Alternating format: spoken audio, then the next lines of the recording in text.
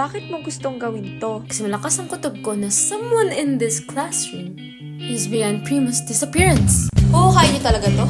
Baka mamaya, gagawin niyo lang content to pagkawala ng best friend ko. Titigil tayo kapag pwede lang. Una pa lang, pwede na tayong tumigil. I mean, titigil tayo pag nahanap ko na sino may hawak dito. Pagkausap niyo kay Vera, mas magandang itigil niyo na to. Alam naman yung Vera na wala akong tiwala dyan. Hindi ko nga alam kung anong sinasabi ni Vera. Ano sabi sa'yo?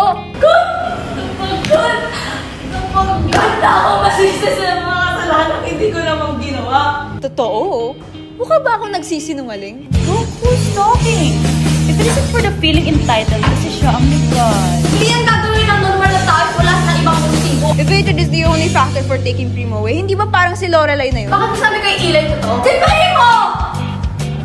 Primo? Primo!